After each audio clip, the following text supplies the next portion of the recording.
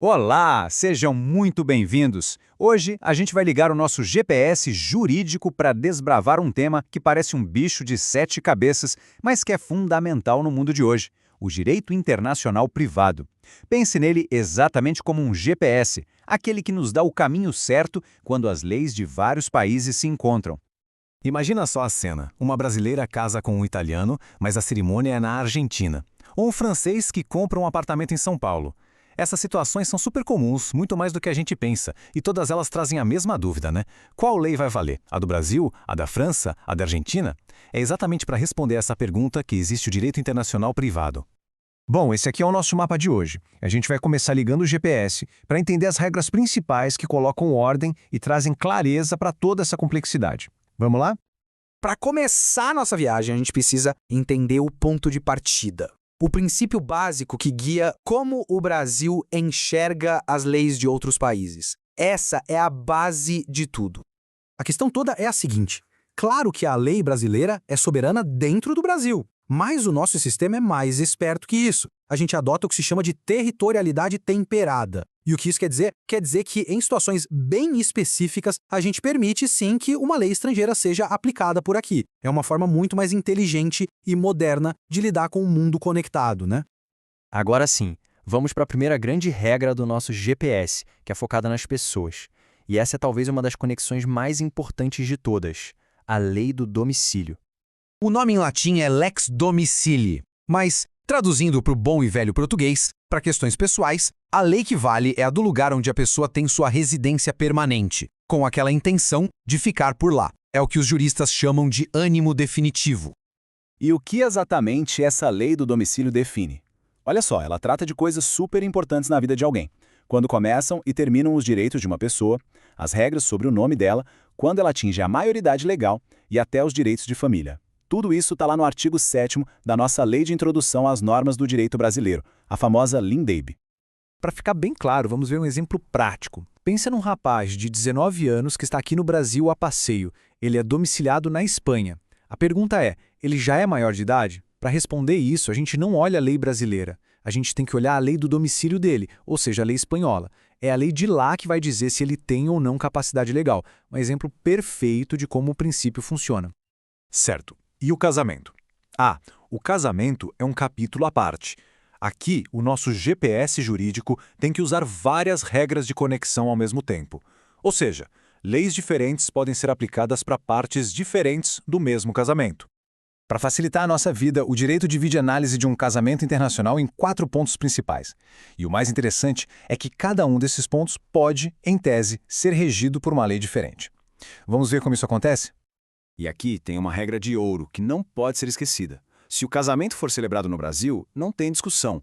As regras da cerimônia, as formalidades e os impedimentos mais graves, tudo isso será regido pela lei brasileira, não importa de onde o casal seja. É o tal do princípio lex loci actus. A lei do local rege o ato. Olha, essa tabela ajuda a gente a organizar as ideias. A cerimônia em si, no Brasil, segue a lei brasileira. Já o regime de bens vai ser definido pela lei do domicílio do casal. E a validade do casamento? Aí a gente olha a lei do primeiro lugar onde eles moraram juntos. Por exemplo, se esse primeiro lar foi na Argentina, é a lei de lá que vai dizer se o casamento é válido ou não. Cada detalhe tem sua própria coordenada no GPS. Ok, vamos mudar o foco agora, saindo um pouco das pessoas e indo para os objetos, para os bens, para os contratos. Nesses casos, o fator mais importante para o nosso GPS jurídico é um só: a localização. Parabéns, o princípio é o lex rei citae. A lógica aqui é bem direta, né? Se um apartamento, um terreno, qualquer bem imóvel está no Brasil, são as leis brasileiras que vão governar tudo sobre ele. Simples assim. A lei acompanha o bem. Com os contratos, a lógica é parecida. Locus regit actum. A lei que vai reger aquele acordo é a lei do lugar onde ele foi firmado, onde a obrigação nasceu.